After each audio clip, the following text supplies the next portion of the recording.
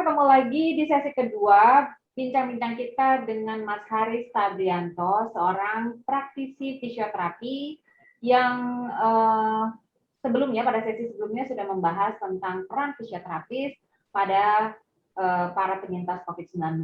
Bagaimana para penyintas COVID-19 sebenarnya membutuhkan latihan-latihan dalam upayanya mengurangi beberapa kondisi yang negatif dan pastinya meningkatkan hal-hal yang memang bisa mensupport kondisi fisik dari para penyintas COVID-19 itu menjadi lebih baik lagi sehingga mereka bisa bermobilitas dan beraktivitas dengan normal seperti sedia kala.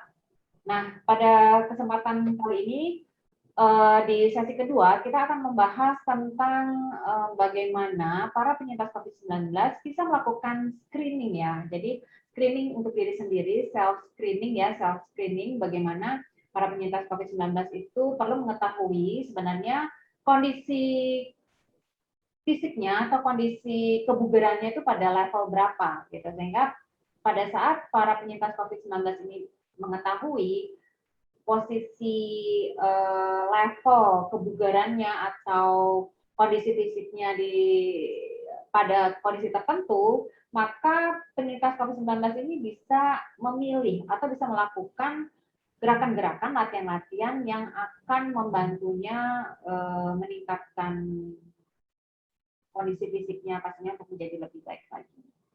Nah, sebelum kita lanjut dengan bahasan kita pada sesi kedua ini, jangan lupa Sobat Happy TV untuk subscribe channel ini, kemudian kasih like dan komen. Dan pastikan kalian menonton video ini sampai selesai. Baiklah, kita langsung aja ke narasumber kita, Mas Haris Tabrianto, yang masih setia dengan Sobat Happy TV untuk membahas peran fisioterapis pada penyintas COVID-19. Halo Mas Haris, kita ketemu lagi di sesi. Ya, halo. Ya, Bu Amita, masih ketemu lagi, Bu. Ya, semangat ya, Mas. Ya, semangat. Kalau masih orang yang sangat menurut saya sangat nggak pelit dalam berbagi ilmu, kemudian juga ya, terima kasih, Bu. persiskan dalam melakukan tanggung jawabnya sebagai seorang fisioterapis, sebagai narasumber, sebagai guru dan lain sebagainya. Jadi luar biasa lah ya, semoga Mas Haris selalu sehat. Ya, amin. Terima kasih Bu Amita. Oke, Mas Haris, apa yang bisa Mas Haris sampaikan lagi nih di sesi kedua seputar karena pada sesi pertama kita sudah menjanjikan bahwa para penyintas COVID-19 itu bisa melakukan screening sendiri. Sebelum kita lanjut ke latihan-latihannya seperti apa. Nah, Mas Haris bisa kasih gambaran mungkin? Silakan Mas Haris. Ya, baik Ibu. Jadi mungkin sedikit flashback ke sesi yang pertama tadi ya, di mana memang kondisi COVID-19 ini bagi beberapa individu itu juga pasti akan menyisakan beberapa kondisi-kondisi atau gangguan pada kinerja tubuh ya. Seperti tadi yang sudah disebutkan di sesi pertama, seperti mungkin performa atau kapasitas parunya mungkin sudah menurun, sehingga efeknya adalah aktivitas sehari-hari mungkin ada yang sudah mulai terganggu seperti. Jadi misalnya kayak mungkin jalan ke pasar padahal mungkin atau ke tukang sayur depan rumah dulunya nggak masalah, sekarang sudah mau buka gerbang aja sudah nafasnya sudah ngos-ngosan dan bahkan khawatir, bisa juga seperti itu. Nah, kira-kira nanti akan kondisi-kondisi gangguan pasca COVID seperti itulah yang mungkin harus kita kalau bisa tangani bersama dan jangan sampai berlarut-larut. Nah, terus kemudian ada juga tujuan dari pelayanan fisioterapi ini terhadap pasien pasca COVID-19 adalah untuk mencegah tadi komorbiditas baru atau komorbiditas yang berulang atau tambah parah istilahnya. Nah, jadi untuk itu makanya kita harus tahu apa sajalah langkah awal seorang fisioterapis dalam membantu individu pasca terinfeksi COVID-19. Nah, program fisioterapi pada pasca COVID-19 ini akan berfokus kepada peningkatan kualitas kegiatan sehari-hari atau activity daily living-nya. Terus kemudian untuk peningkatan kekuatan dan keseimbangan sistem otot rangka dan kemudian peningkatan endurance dan kualitas istirahat. Nah, terus kemudian juga jika diperlukan, program fisioterapi pasca COVID-19 ini juga akan berfokus kepada perbaikan kinerja respirasi atau kualitas nafasnya tadi, Ibu. Nah, terus kemudian sebelum kita mungkin jauh lebih membahas lebih ke depan lagi, yang perlu kita ketahui adalah program fisioterapi pasca COVID-19 ini sebenarnya adalah program yang sifatnya tailor-made. Tailor-made itu berarti tidak bisa digeneralisir atau tidak bisa disamakan antara individu satu dengan individu lainnya. Karena kita mengingat bahwa mungkin individu pasca terinfeksi COVID-19 ada yang muda, ada yang mungkin masih muda, ada yang sudah mau usianya sudah mulai senior dan sebagainya. Jadi tidak bisa digeneralisir. Jadi tapi untuk saat sesi ini saya akan coba sharing tentang bagaimana cara screening dan istilahnya gambaran latihan-latihan ringan yang bisa dilakukan oleh individu-individu pasca terinfeksi COVID-19 tadi. Oke, jadi mungkin bisa kita lanjutkan lagi langsung, Bu, ya. Ya, boleh. Sorry, silakan, Mas. Oke. Pengen tahu. Ya, nah sebelum kita melanjutkan ke program fisioterapi yang cocok untuk individu-individu pasca terinfeksi COVID-19, kita harus tahu dulu kondisi yang berbahaya dan tidak berbahaya, atau kalau bahasa medisnya itu bendera merah, red flag, istilahnya itu berbahaya sekali, atau yellow flag. Yellow flag ini adalah kondisi yang masih bisa ditoleransi. Dan sebenarnya kalau semua kondisi red flag itu kalau bisa jangan ke fisioterapi dulu, walaupun sudah dinyatakan sembuh. Nah, tapi yang bisa ke fisioterapi adalah kondisi yang yellow flag atau kondisi bendera kuning tadi. Nah, jadi untuk kondisi pertama adalah kondisi bendera merahnya dulu ya, Bu, ya. Bendera atau red flag-nya. Red flag ini adalah suatu kondisi yang dimana walaupun sudah dinyatakan sembuh dari COVID-19, tapi kalau seandainya para pemirsa sekalian ada mungkin kerabat atau keluarga yang masih mengalami kondisi yang akan saya sebutkan ini, maka itu kondisinya red flag. Jadi harus dikaji ulang, jadi harus diperiksakan ulang, jangan sampai menimbulkan kondisi komorbiditas yang baru. Yang pertama adalah frekuensi denyut jantung. Nah, frekuensi denyut jantung ini harusnya di atas 40 dan di bawah 130 denyutan per menitnya. Jadi untuk memeriksa denyut jantung mudah sekali, paling mudah adalah ada nadi di pergelangan tangan sini. Jadi pergelangan tangan ya. Terus kemudian ini yang paling di bawah jempol. Nah, terus kemudian di situ kita pakai 2 jari seperti ini. Nah, terus kemudian kita tempelkan di sini. Dan kemudian kita turunkan mungkin dipangku lah tangannya ya.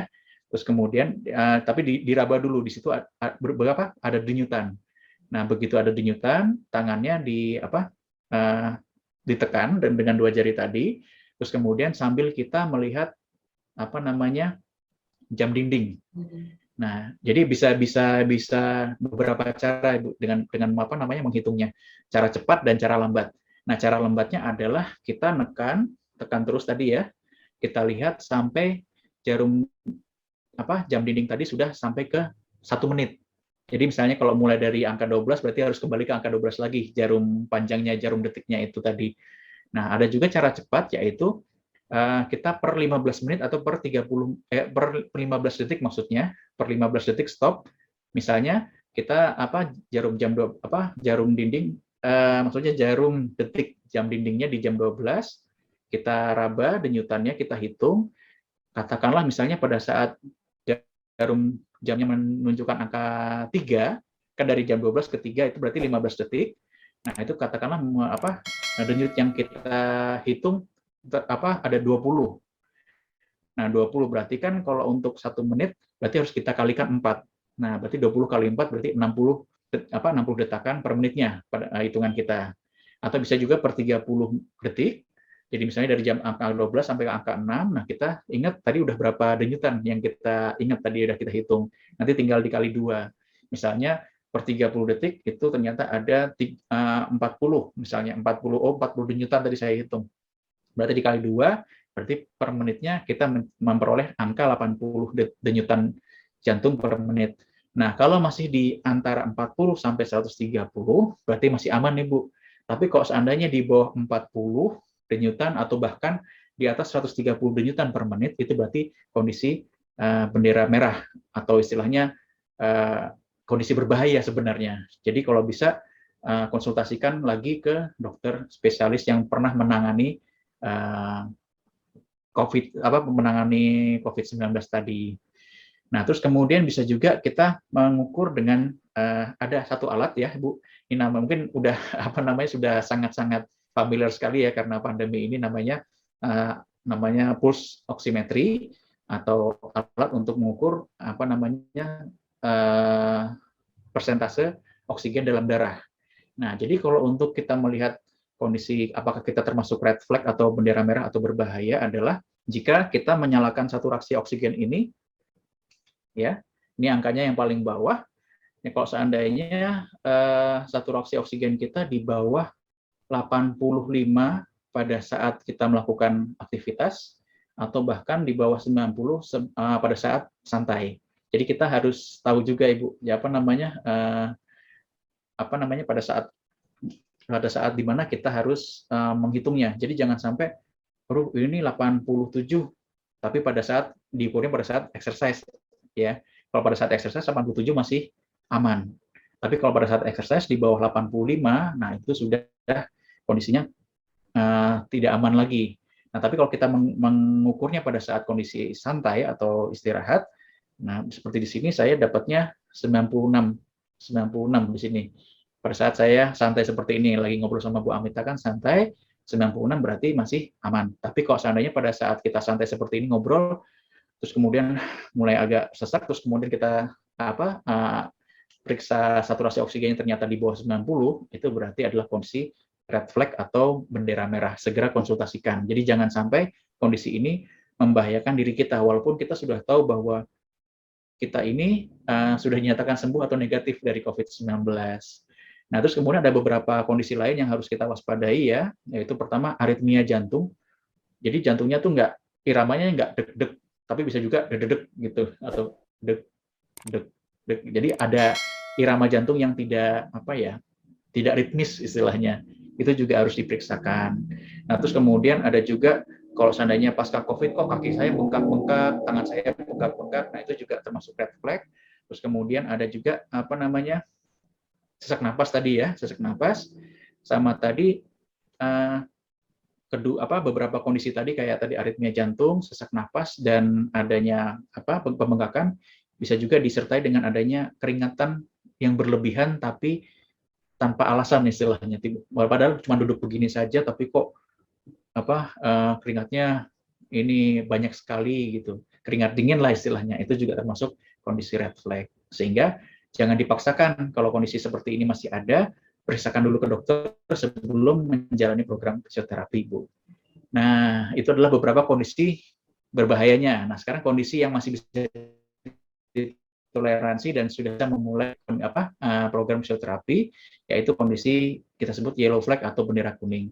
Nah, kalau bendera kuning ini biasanya tanda-tandanya adalah mungkin pertama problem tidur malam, kayaknya susah banget tidur malam. Mungkin karena itu konservasi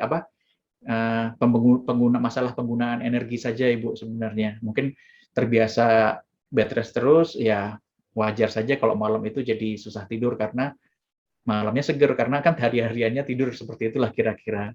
Nah, terus kemudian ada juga tanda-tanda atau misalnya kondisi yellow flag itu ada kekhawatiran untuk melakukan aktivitas sehari-hari. Misalnya, aduh, kemarin saya naik tangga, kok sesak terus kemudian pusing, saya khawatir untuk melakukannya lagi. Nah, itu juga masih nggak masalah sebenarnya selama saturasi oksigennya tadi bagus, terus kemudian tidak ada irama jantungnya juga masih bagus, terus kemudian denyut nadinya juga masih normal, itu masih kondisi yang bisa ditoleransi. Nah, terus kemudian lagi ada satu lagi yang tadi sudah saya sebutkan mungkin di sesi yang pertama, namanya delirium, Ibu.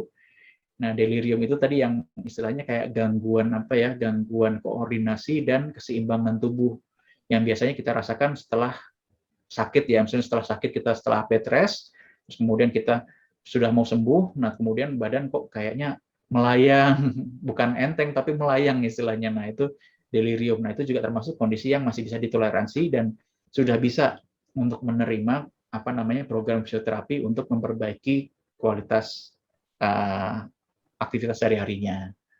Kayak seperti itu. Jadi kita sudah tahu ya, maksudnya beberapa kondisi yang walaupun sudah dinyatakan sembuh, tapi ada syaratnya lagi nih untuk istilahnya kalau mau fisioterapi boleh, tapi ada yang jangan dulu dan ada yang boleh langsung ke fisioterapi.